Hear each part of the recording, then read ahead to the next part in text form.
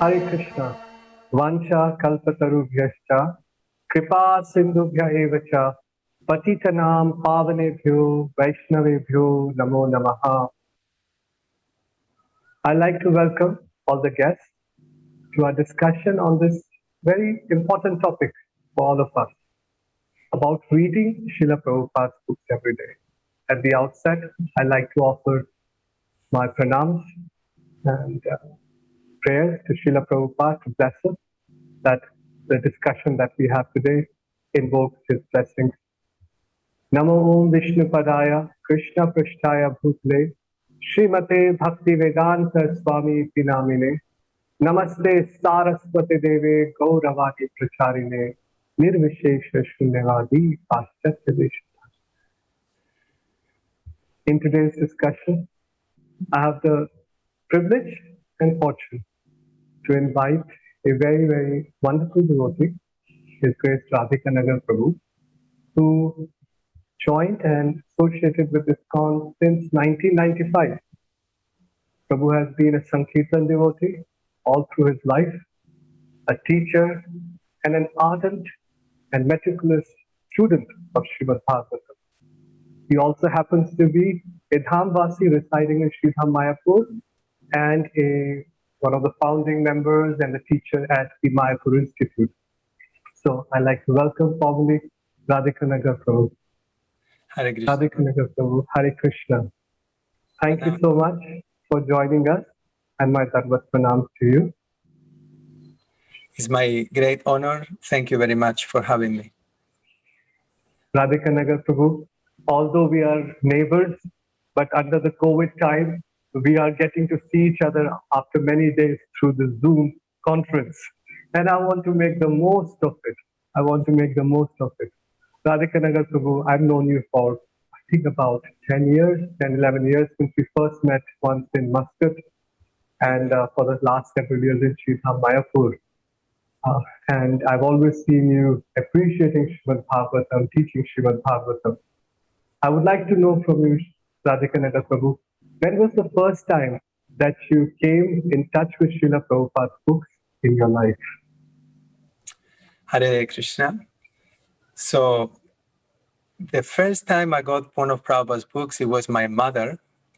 I was always interested in my teenage years. I was reading books in spirituality, psychology. I was always looking for answers.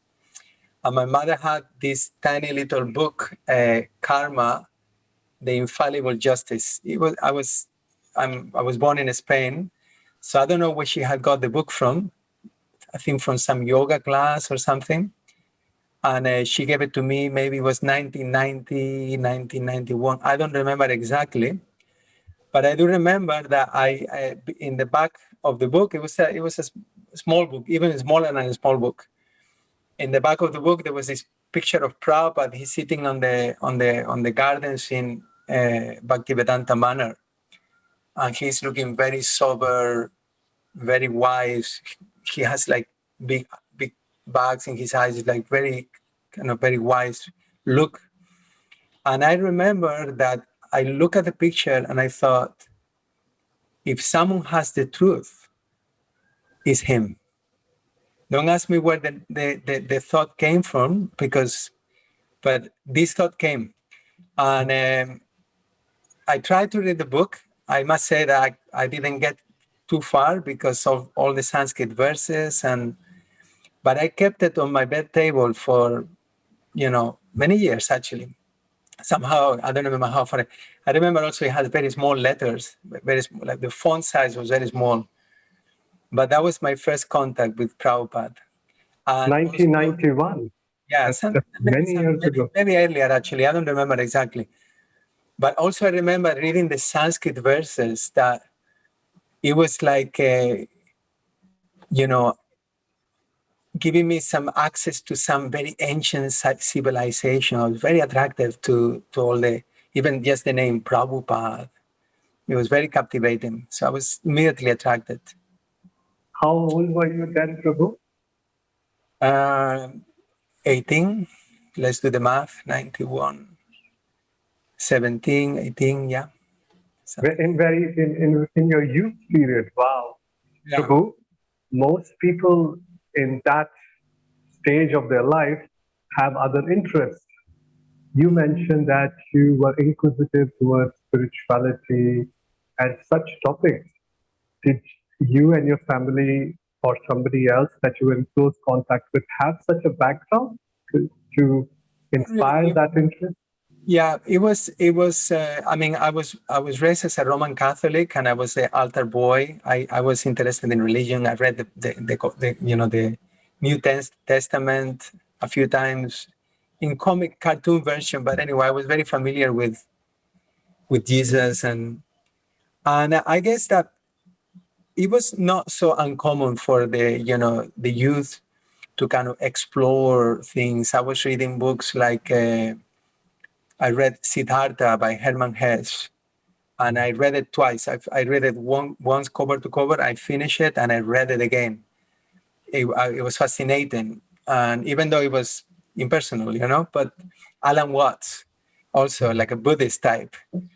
But I read a book by Alan Watts, and he had a beautiful poetry at the end of the book, and guess what it was? It was actually chapter 2 of Bhagavad-Gita, but somehow he had not reference. I don't remember reading that it was someone else. I thought it was his own writing, but it was very fascinating, about the soul and books by Aldous Huxley, Brave New World. It was not so uncommon. There was. I mean, these were the books that the hippies were reading when Prabhupada came to America also. Correct. So, yes, yeah. Prabhu. And Prabhu, you mentioned that the first time you got in touch with the book Karma, you were inspired from within by Srila Prabhupada's personality, the Sanskrit, and this strong connection of something from another world, from another era. This understanding that you caught also in other books, like you said, you saw the poem and it refers to Bhagavad-Gita. I'm presuming this is after you read Bhagavad-Gita, or were you already familiar? I have not read Bhagavad-Gita. That was the first time. Somehow I never heard of Bhagavad-Gita until I came to ISKCON. And it was only when I read Bhagavad-Gita as it is that I identified the verses. I thought, okay, wait a minute, this is in the book that I read by Alan Watts. And then I compared, because I had the book with me, and I saw, wow, okay, it was a slightly different translation, but it was the same. You definitely had a scholarly trait in you going way back from earlier on to be able to do this kind of comparison. Most of us just read something, move on, forget what we read, just quote few fancy things to friends and claim we are spiritualists and we move on, right? But you definitely were a scholar even then, as you are even more now. Prabhu, in the reading that you had, given that you were an altar boy, raised as a Roman Catholic, and you mentioned that most of you were open. You weren't very closed about nothing else besides Roman Catholicism. You were open to understanding and reading other books. When you were reading Srila Prabhupada's books before joining formally ISKCON, is there anything that you remember that stood out in your heart? Yeah. Well, that was like 1991. I fast forward. I kept the book with me, as I said, and then basically I embarked on a spiritual journey. I wanted to go to India, and following a bit of the story in Hermann Hesse. This man is looking for the absolute truth. Okay, so I wanted to go to India with that intention, but a friend of mine just came back from the UK, and he said, well, come to the UK. You can stay in the same place I was, and then you can fly from the UK to England, to India. It'll be cheaper, and then you can also practice your English a little bit. So I went there, and somehow or other, to cut the story short, I ended up in a house, in a share house, where there was a devotee who was, you could say, he wasn't following so strictly because he was going through a marital crisis, but he had all of Prabhupada's books. And he was a very, he preached to me very, very nicely, actually. I'm indebted to him. I'm here because of him today. That was my Varma Pradakshaka guru. And so he gave me all the books, and I was learning in English. So I learned English reading Prabhupada's books, the small books, Life Comes from Life. I think, not all of them, but I read most of them. Not so much understanding everything because it was a new language. But it was the interesting thing was that he said to me, there is a book in Spanish in the temple. It was in Leicester, by the way. And he said, shall I bring it to you? I said, sure, please. And guess which book was it? It was the first canto of the Srimad Bhagavatam. It was just, there was this printing, the Indian classics, beautiful golden, ornaments, very, very nice book. And immediately he gave it to me. Actually, I kind of fell in love with the book. I was reading it and I was seeing the effect that the book was having on me. And that was making me, it was definitely bringing my higher nature. I remember thinking like this is bringing whatever good is inside me, is bringing it out. And I was feeling very peaceful when I will read the book. I sometimes will write after I have read Bhagavatam for some time, and I remember that there was all very nice thoughts. So anyway, that was the feeling of reading the books. And that was really, I will say that was my really first contact with the books. Before it was just like I don't remember so much from that previous reading of the book that my mother gave me. But one thing that struck me, it was that Prabhupada was a revolutionary. I thought, this man, he's not worried about gaining followers, or he's just presenting the truth. The 4 regulative principles. I remember reading that, no illicit sex, no gambling, no intoxication, no meat eating. And the concept of giving up sense enjoyment, because as I said, I was kind of inquisitive, and I will say that one of the reasons why I wanted to go into a spiritual journey is because I was kind of dissatisfied with the world, and the hypocrisy. And one thing that I noticed is that there were the people who were like a part of the system, and the people who were like, rebelling against the system. But both of them, their motive was the same. It was selfish. And Prabhupada was presenting now a real revolution, which is the real revolution, which is what the Bhagavatam is saying. It meant to bring a revolution in the impious life of this world's misdirected civilization. And the revolution is that it's not about what I want, it's about what God wants. I'm no longer in the center, but it's actually about serving God. And for me, that was just amazing. I thought, wow, this person is, I never read anything like that. You could sense that feeling of him being like a postman. There was no his own concocted ideas or his ego. Obviously, if you have asked me at that time, I may not have been able to express it in this way because now I have more kind of a frame of reference. But that was really what caught me. And definitely the fact that I remember thinking, this man is a real revolutionary. All the people fighting out there is just they're fake. He is for real. And I developed. It was nice to read Prabhupada's books. I remember that I was reading one after another. And even though it was in a different language. Yeah. Well, it is like Prabhupada says, Sadvan Vasargo Janatanu Prabhu. He has definitely caused a revolution in many of our lives, personally speaking.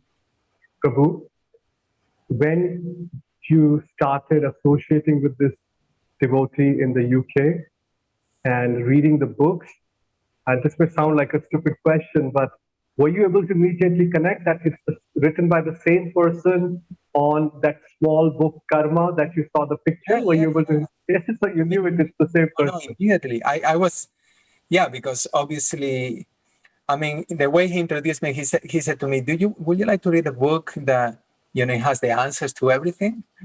And I said to him, Prabhu, well, no, Prabhu, I said, I've been looking for this all my life. Bring it Yes. in, Yes.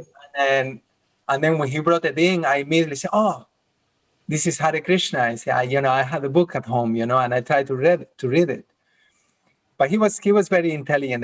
The way he was playing Prabhupada on the stereo, he was cooking prasadam, and so I got some special kind of mercy because also at that time I needed someone who was not like a strict devotee to preach to me.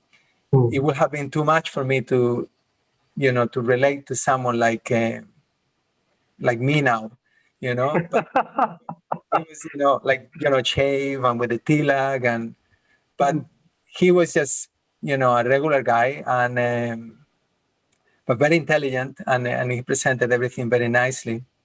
So Relatable, I somebody you could relate to very easily at that point in time in the stage of the life. I And so didn't what happened, Prabhu, in inspire terms of or anything like this. from the point of reading books, and you mentioned how you came in touch with Srimad Bhagavatam and how you felt, yes, this book is really elevating, bringing out the good in me. So at what point in time did the inspiration reach the level where you said, that's it, I'm joining the Hare Krishnas? Was there a huge event in your life? Or did the books sort of gradually, Srila Prabhupada's Vani kept injecting? So please share with us what happened then. I'm always a little shy to share these things because they're very dear to me. But anyway, I'll share something. Well, one thing that happened was that this devotee, at the same time that I could relate to him because he wasn't following the principles, I really wasn't being exposed to actual Krishna consciousness, and I was going to the temple in Leicester, and it was mostly congregational devotees. Anyway, I didn't get to see the monks, the brahmacharis, that I didn't see in that temple. So after a year or so of that happened, he arranged for me to come to Bhaktivedanta Manor. And, I went there, and it was really mind blowing. I couldn't believe. I thought, this is what I've been looking for all my life. And I didn't know that was what he was introducing me all that time I have been with him. So I went to Bhaktivedanta Manor, and I arrived there, and all of a sudden my chanting, but it just kind of, I was doing, like, I think the first day I did 48 rounds, the second day I did 46 rounds. From chanting, I was doing, like, I think my record before that, they have been 11 rounds once, but I was chanting like 4 rounds here and there, and I just was chanting nonstop.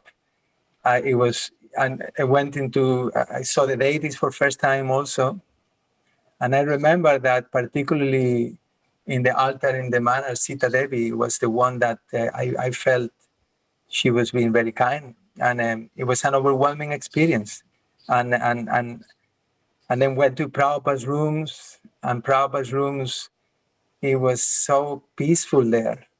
It was so peaceful that actually I remember going into the rooms and stepping out, because I was thinking, gosh, this is special, let's walk out and see the difference. And I will walk out and I feel it, and go back again, and I feel, and I realized, I had that realization or that insight at that point that, Prabhupada's lotus feet, this is the safest, most peaceful place to be. I don't want to go anywhere else.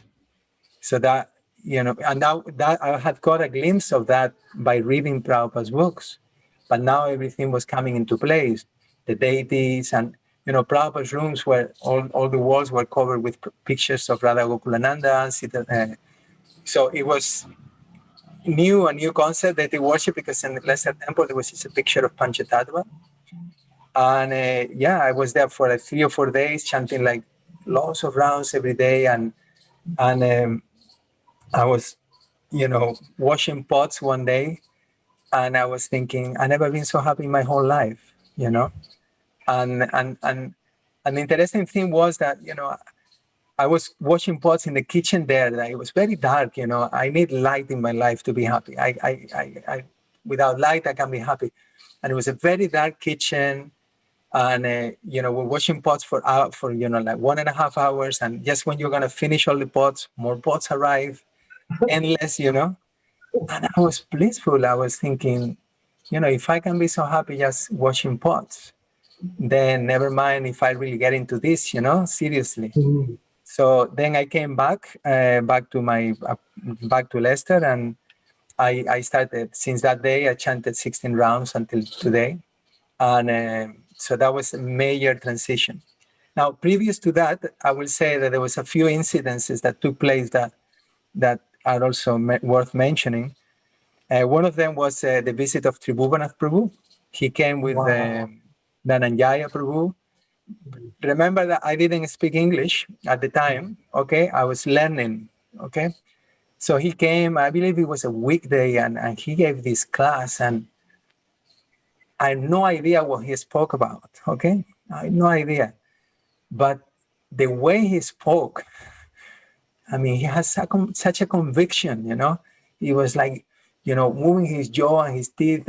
It sounds a little bit sentimental, but those who have been in touch with Tribhuvan Prabhu, they can say that he had a power potency to touch your heart, And I felt touched, and then he led the kirtan afterwards. And I remember I went back to my flat, and I said to all my flatmates, we were having a lunch, and I said, I'm thinking of joining the Hare Krishna movement, And that was just because of him, because I thought, I want to be like him, This is just amazing personality. And then other things happened. But his kirtan was definitely a checkmate for most devotees, isn't it? I mean, yeah. So vibrant. And he has such purity and such pure faith. That's what was attractive about him, such a pure faith.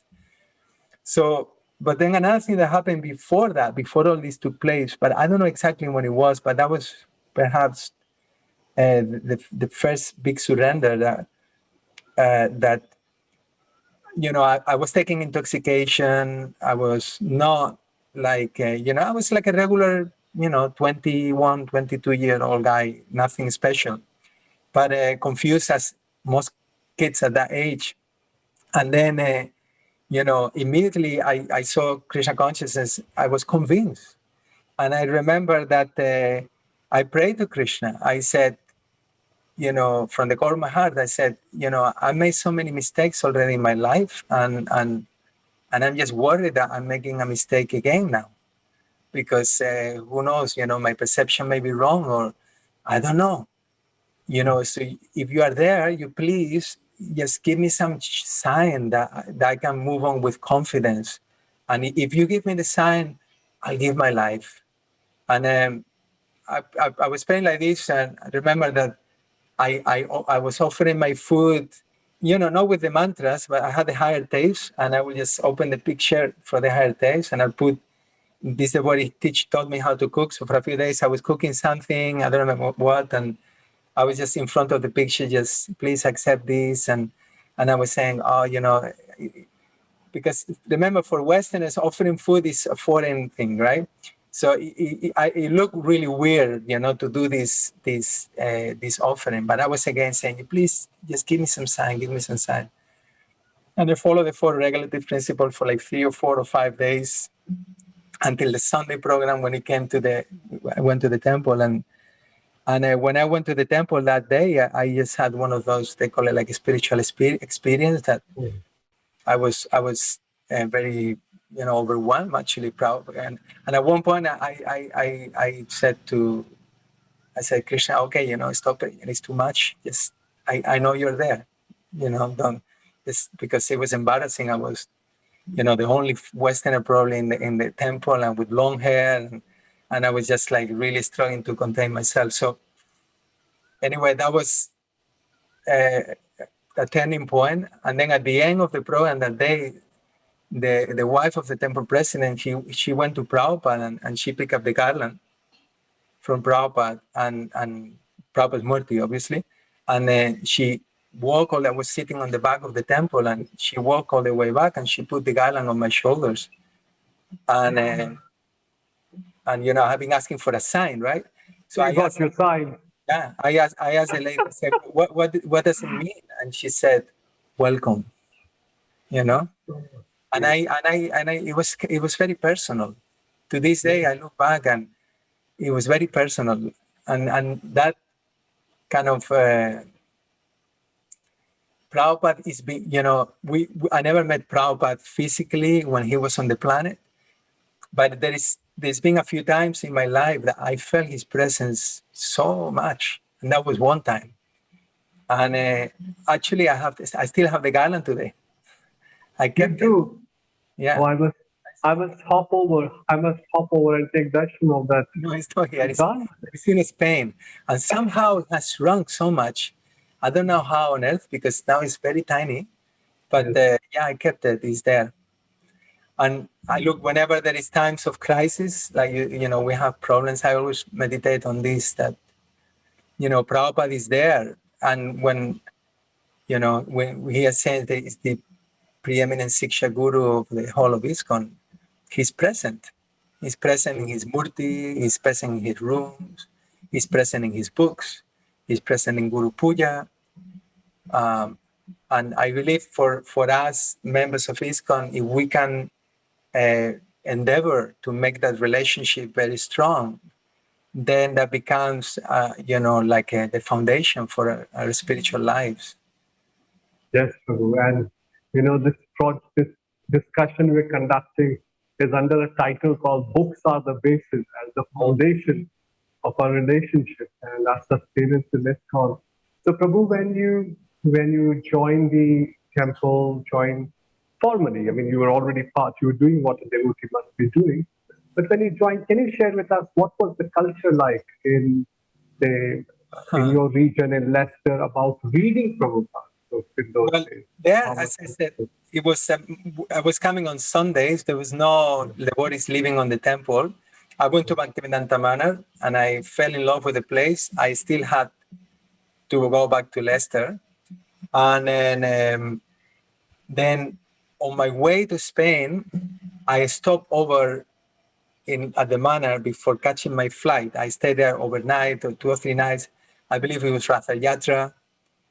And then, another amazing experience that year. There was many, many sannyasis there. And also, I might say that year also, many sannyasis and, advanced senior Vaishnavas came to Leicester. Indradyumna Swami came, Radhana Swami came with Malati Mataji.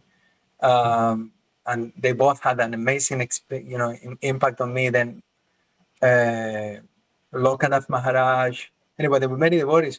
And then at the Ratha Yatra, there was all these devotees all together. And anyway, it was little by little, I was getting more and more convinced that I have to, give my life to this.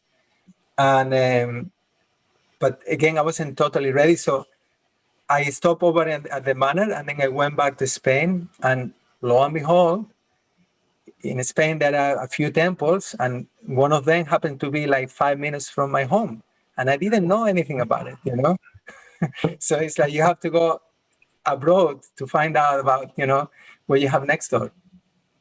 So then I was going to the temple there regularly, and, because it was next door, but I'm chanting my 16 rounds. And then His Holiness Giriraj Swami came, and I asked him, I said, I have enrolled for the university in England, and I had a girlfriend, and things were kind of good materially at that time. She was anyway. It was all auspicious, but I had this call, like, I want to join the temple. So I asked him, I had met him in Leicester before, and I asked him, should I join the temple or should I carry on with my university studies? And I was 100% convinced that he was going to say, join the temple. But he said, no, do your university. And I was like, I was surprised, I mean, looking back, I'm not saying that he was giving bad advice. It was all part of, the progress. It was, but anyway, so that was the go ahead with my university, authorized, right? The leader has told you that. So I went back to the UK, and then again I stopped over at the manor, and then I went to university, and I was there for a few days, and I was just in pain. What am I doing here? And then the devotees, they were doing a Namahata in Hull that time. That's what I joined the university. And then I came back one day from the university, like kind of depressed, because I was, and then there was a Namahata leaflet on the table, like satsang, Goranga. And I picked it up and I thought, what is this? Who got this? It was like a share, apartment. Who got this with it? And it was, someone had got it in the street from when they were doing Sankirtan. And then, it was a Thursday, and it was the Thursday program, so it was late to go that day. So I have to wait for a whole week. I remember the whole week just like, waiting to meet the devotees. And I met the devotees in Scotland, and that's where I joined. That was like September, something like that. And immediately I started, they had a house, a Sankirtan place, like an hour and a half from Hull. And basically, I joined there, and then we went straight into book distribution. That was it. And then the marathon that year, that's when I joined like full time. It was a Christmas marathon, 1996, and then I had we were just going out in the cold. We were out of the house like 8 o'clock in the morning, 8:30 in the morning, coming back like 9 o'clock. All day. It was a very cold winter, snowing. That's where the joy, bliss, and love began. Yeah. Prabhu, so this period, this transition period in your life, were you in touch with Srila Prabhupada's books? Were you reading, or you didn't have much time? Yeah, didn't have much time. Before joining the temple, I was reading Prabhupada's books. Every morning, I will sit down in front. I had my little altar, and I will read aloud. Also, no one had said that. But I guess that's just something that I had from previously or something, because I remember I like to read the books aloud, and I will read them to the pictures. So I was reading them, and then when I joined the temple, unfortunately, the culture in our temple was not so much of reading. Fortunately, though, it was that if you want to please Prabhupada and if you want to go back home, back to Godhead, then distribute his books. So there was a big emphasis on distributing Prabhupada's books. This is ISKCON Scotland. It was one of the leading temple in book distribution in the world, even though it was a medium temple. It was just a bunch of us. But it was just Sankirtan Monday to Monday, as they say. And it was very, very intense. So my reading during those years I was there for like 12 years, mostly it took place in the car. I read the Bhagavatam on the Sankirtan car, going to Sankirtan places. And sometimes if you will go to, like a close by spot, it will be like no reading, because the training was such that you hit the street, you start doing your Sankirtan. But I look back and I regret in one sense sometimes that, I should have read, many times I was thinking, just go and sit down somewhere and read. But I felt that was not what the spiritual master wanted. But doing book distribution, it also helped me to appreciate Prabhupada's books a lot. Because I do remember that those days, if I would get like 5 minutes to read or 10, 15 minutes to read, I would really absorb it, because it was such a like luxury to read the books. And I remember that sometimes I would have to go and do the banking. There was no cell phones those days, and I would have the small sets of Bhagavatam, and I would be going to the bank, on the streets, like reading the book, going to the bank, doing the whole banking, reading the book, going back to the car, like every minute counted to read the books. And it was wonderful. I just remember that there was a special reciprocation also because we were doing that tapasya, that yagya. Well, some of us have plenty of time, but little inclination to read.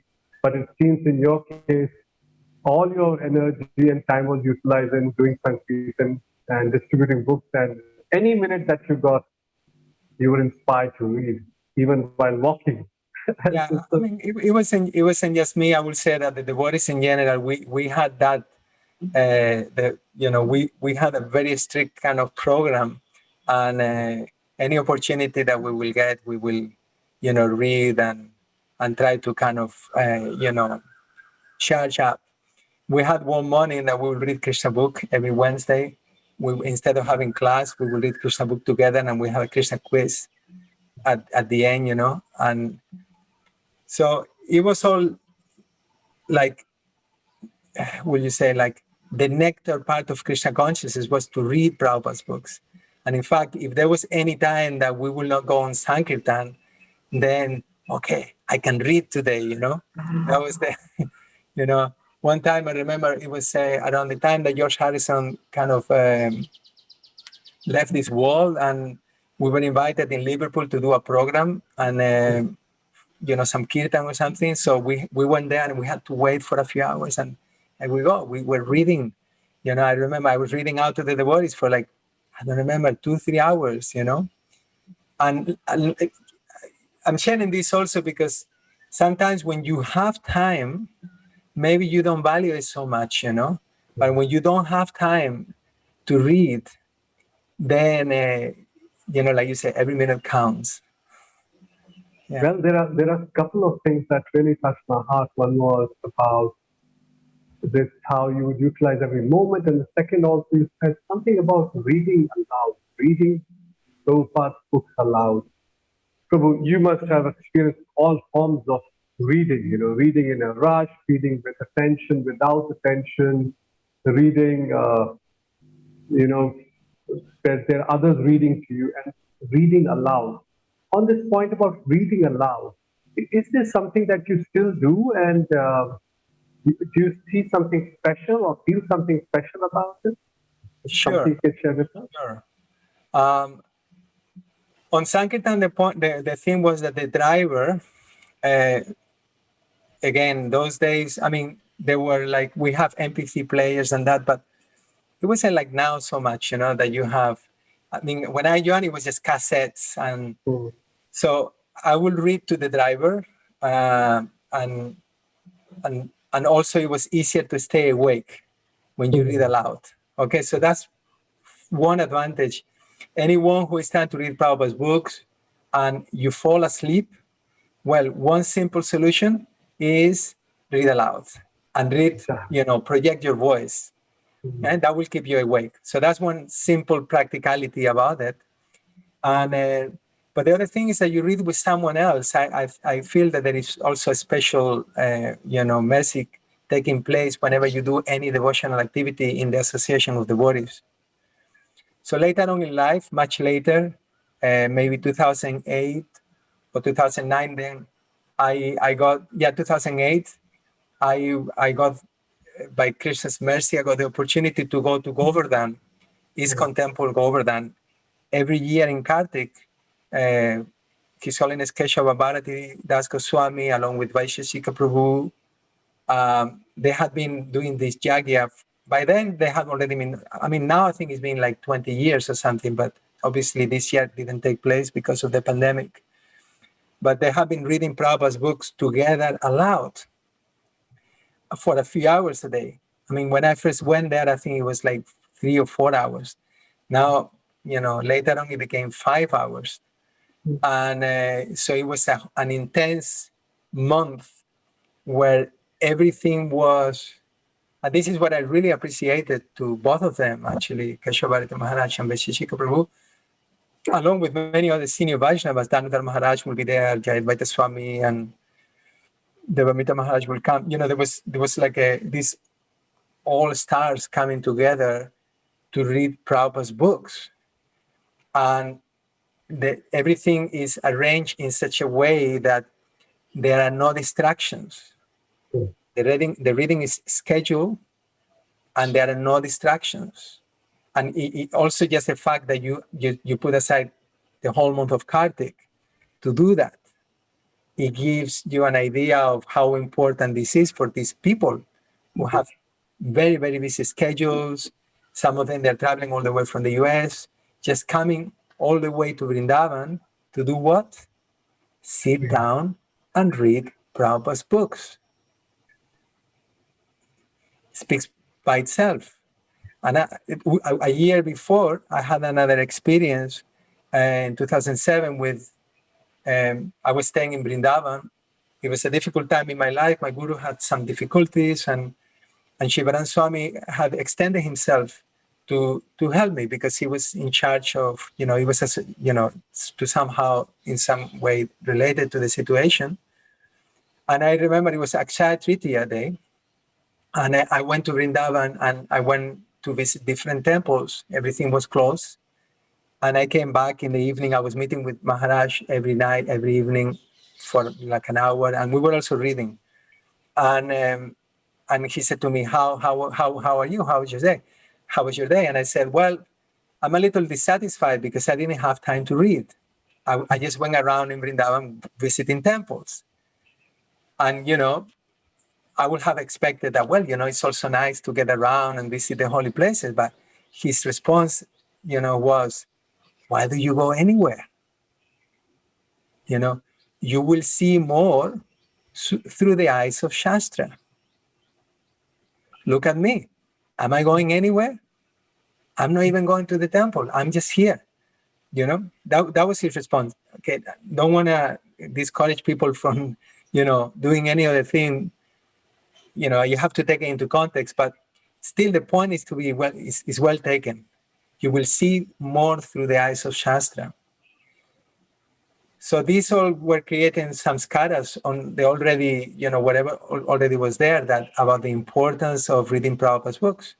And as I said in Govardhan, then the system was that by Shashika Prabhu, along with the Keshavaraj Maharaj, they will take turns to read aloud, and we will all listen.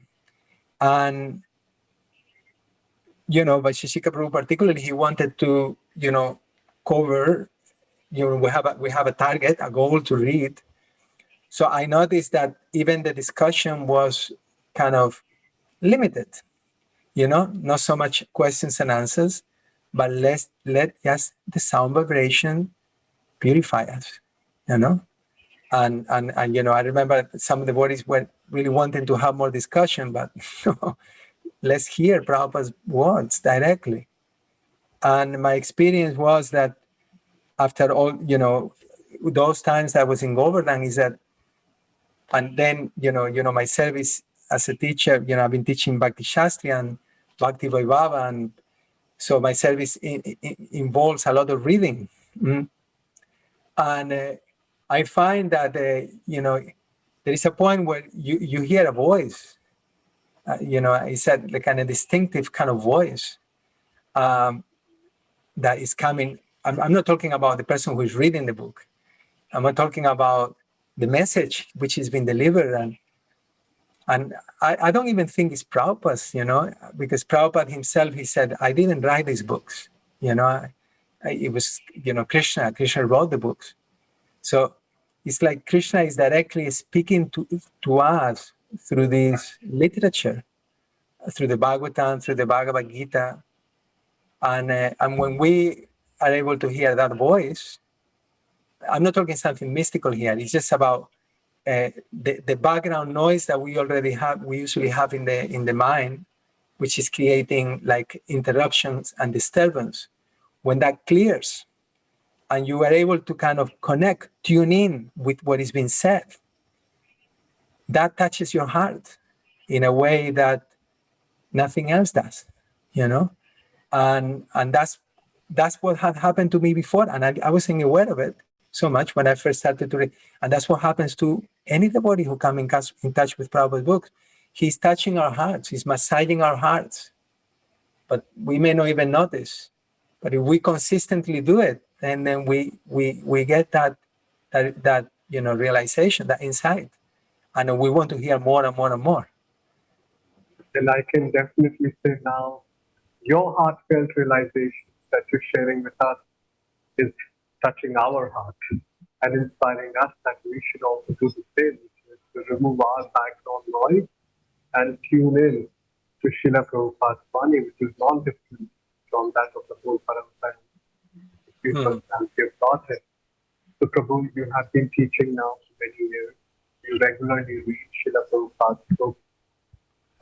And how would you, I mean, you performed so many services. You just gave the example of Shivram Maharaj, who said, why are you going anywhere?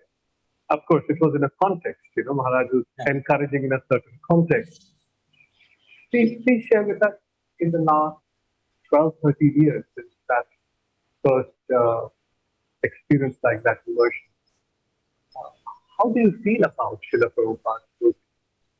What's your relationship with Srila Prabhupada's books? And do you see a life without it? Without them? You mean, do I see a light without Prabhupada's books? Is that yes, what you said? I asked an extreme question for illustration. Yeah. Basically,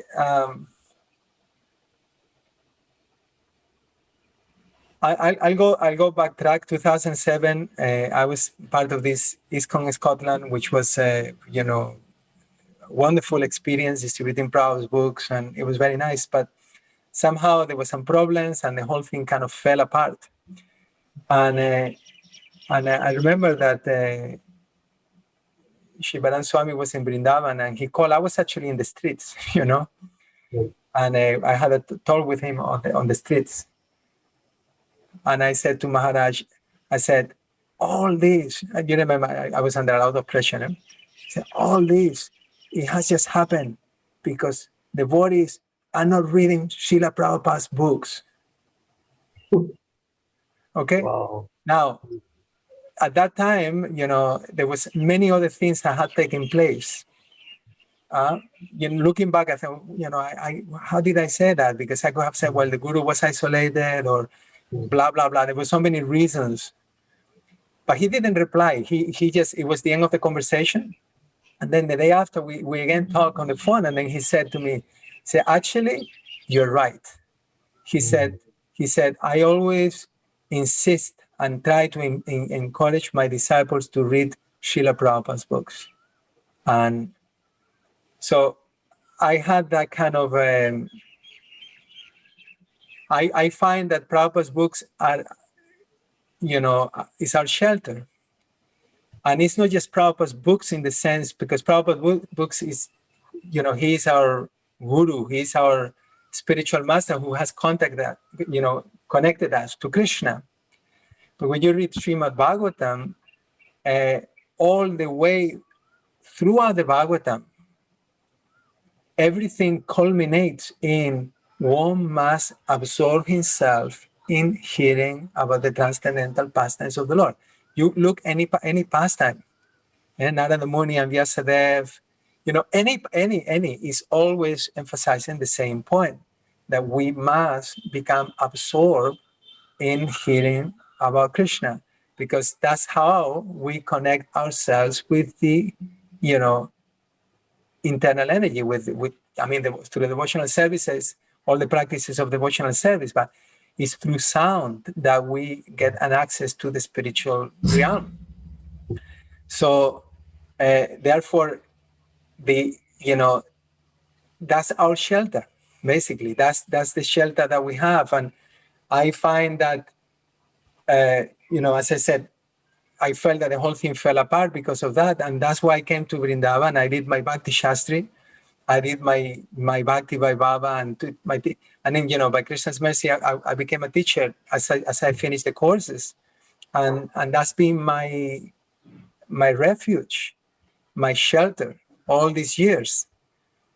And it's again the point that I made at the beginning, that there is no safer place than Prabhupada's lotus feet. And how do we stay at Prabhupada's lotus feet? Is by associating with him through his books, through his teachings. And we get direct access not only to Prabhupada, but we get direct access to Parikshit Maharaj, to Sukadeva Goswami, Narada Muni. Like Prabhupada says at the end of that famous purport in the Bhagavatam, in the 5th chapter of the first canto, it says that, Narada Muni has kindly appeared in this chapter. We get that access.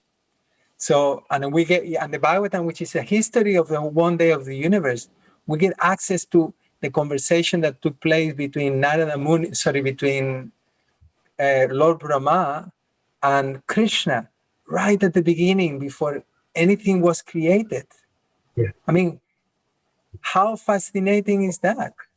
What do you want to hear? Is there anything more interesting to hear than what took place right before the creation, where Brahma is bewildered, and then you're getting like a detailed record about what happened, how Brahma, the Lord gave darshan to Brahma about the spiritual world. He shook hands with him and smiled, and he gave him the Chatushloki Bhagavatam.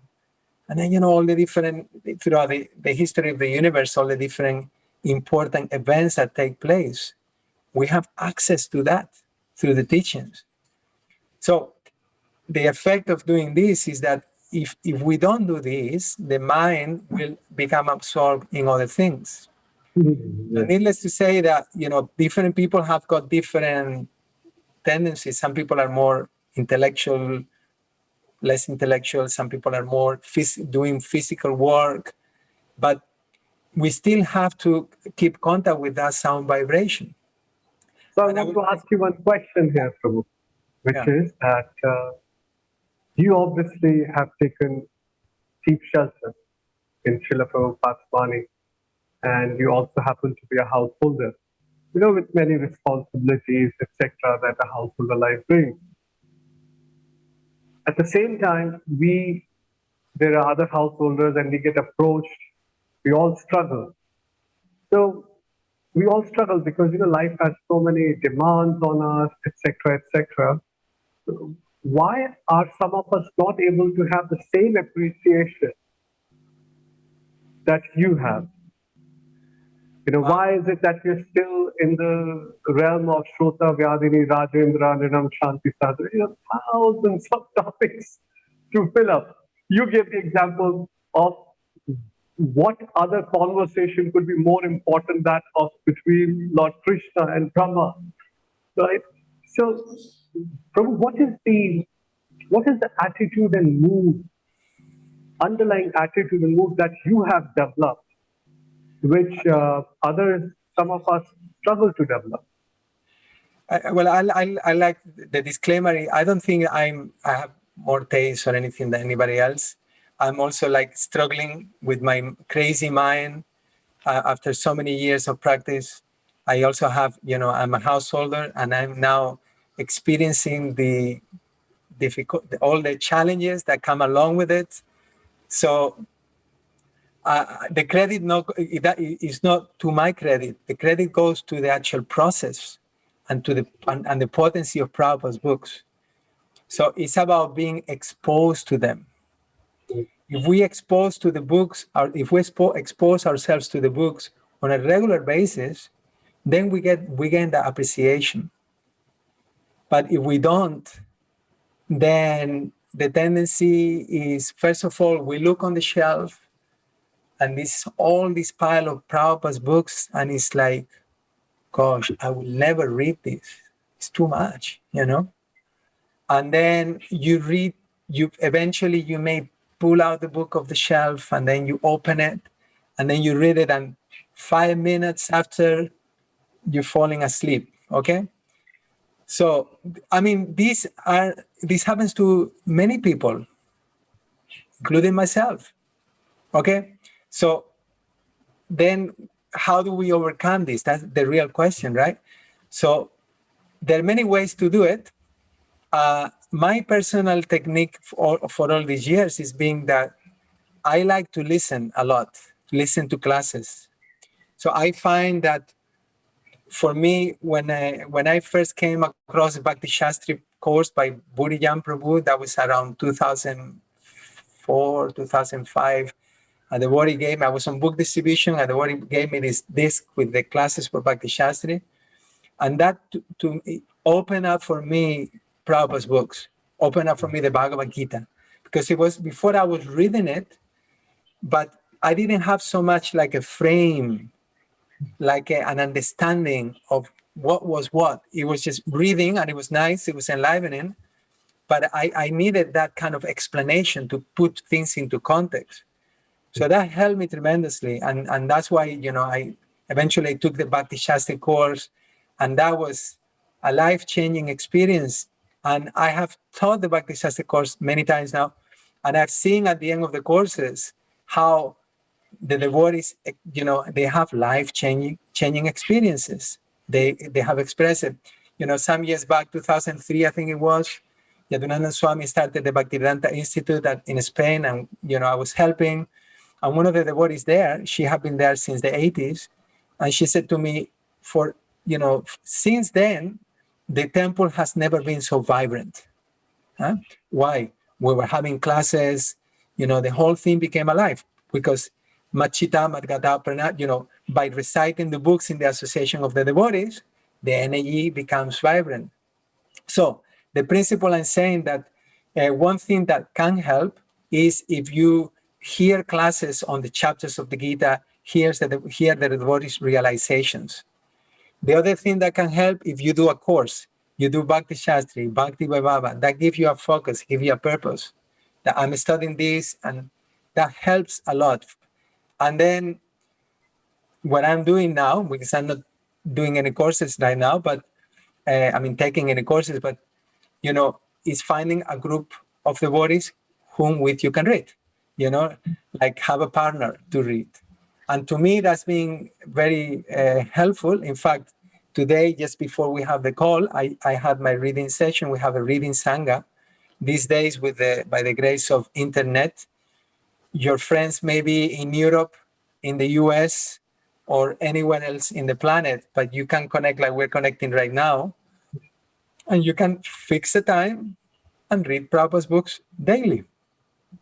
15 minutes, 20 minutes, 5 minutes. I always say, you know, this to people, okay, just commit yourself to open, if you're not reading Prabhupada's books at this moment, just commit yourself to every day, pick up the book and open it.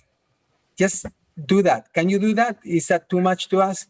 No, that's okay. Okay, just do that. And then from then you build up. It's like chanting japa, right?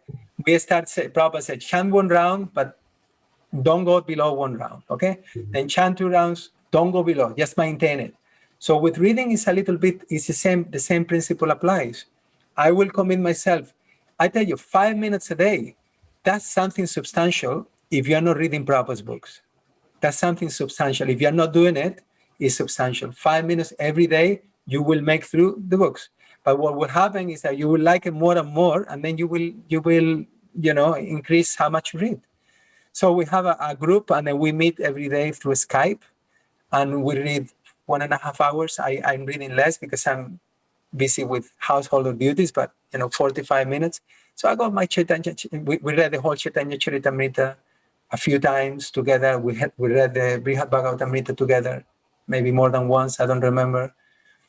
And this also develops a close friendship with the devotees, because you are, you know, reading Prabhupada is something, is hard, you know, it creates a bond in the heart.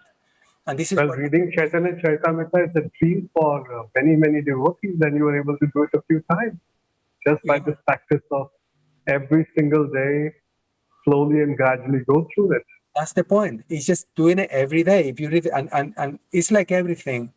If you're good at something, you like doing it.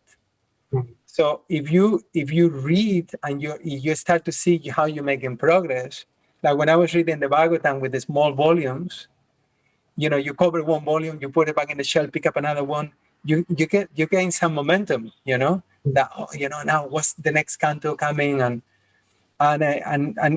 and you break through that kind of filter that is preventing us from hearing that voice I was speaking about before.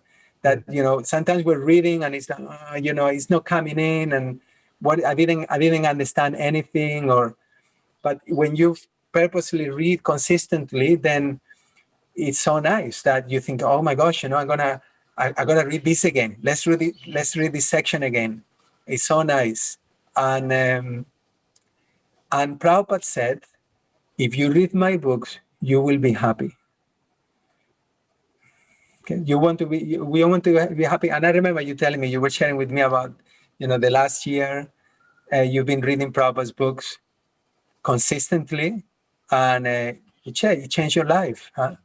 Like, so many hours. So that's my point. Anyone who does it, we have that opportunity. And Prabhupada spent the best time of his day. He prayed to Krishna to please take away his sleep so that he could translate the books. And he didn't miss one day. And my understanding of this also is that Prabhupada's potency to actually deliver the whole world, it also came from the fact that he was associating with the Bhagavatam every day for a few hours. He was getting nourished himself also. And he was putting that, that nectar, that ecstasy he explained, he was putting that in the purports. So when we read those verses, we have access to that as well. So, well, I can definitely say from what I hear from you, Prabhu, it's an opportunity for all of us. We should not miss it. We should not miss it. So today you gave us an opportunity to understand what should be the right mood. You shared with us some practical ways of doing it, like reading aloud, fixing a particular time, doing it with our friends, a partner, and every day systematically move forward with it.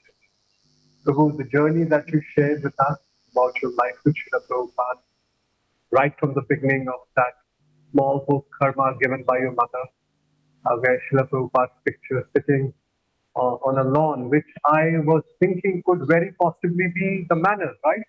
Yeah. It was him sitting in the manor. It's such a coincidence. Yeah. Prabhupada is looking like this. It's a famous picture. Yes. Shadow over his shoulders. Correct. But in the picture, it was just his face. Yes. So I was thinking it's such a coincidence, and gradually you're at the manor and doing this. You also shared with us that how at a particular juncture in your life where we all go through sometimes upheaval, spiritual upheaval, challenges, be it by personal self or because of our association, our congregation, our temple, etc. And even at that point in time, the books, you immediately identified that it was Srila Prabhupada's reading, which could have helped everybody through that. So it's been a very inspiring journey for us today to hear from you. And I hope that you will give us another opportunity again to hear again from you and go in further details of your relish in Srila Prabhupada's books. Any parting message, Prabhu, today that you'd like to give us, any sutra or any simple message to inspire all of us to read every day? I would like to thank you very much for giving me the opportunity to speak. And I will say that it's nice to hear of these glorifications, of appreciations of Srila Prabhupada's books, but it really needs to translate into action. Yes. Okay, so this is something very individual. Okay, no one is we have to fly our own plane. We get our own convictions. But I find that if anyone is having a difficulty reading Prabhupada's books, we may be in the movement for 10, 15, 20, 30 years, still on the third canto, cannot pass the second canto, okay? So how to solve that? So first of all, one thing to do is schedule. schedule your reading. Like make a fixed time where you're going to be able to read without distraction. And as I said, 5 minutes, start small and you can increase. But make that commitment, take that sankalpa that, okay, I'm going to fix this time every day and I'm going to read. If you cannot do that on your own, also His Holiness Keshava Bharati Maharaj is doing this, he's reading Prabhupada's books every day in Facebook. And he has the videos on YouTube also. And it's a fantastic resource. If you cannot do that, then if you can find a partner, but take some action.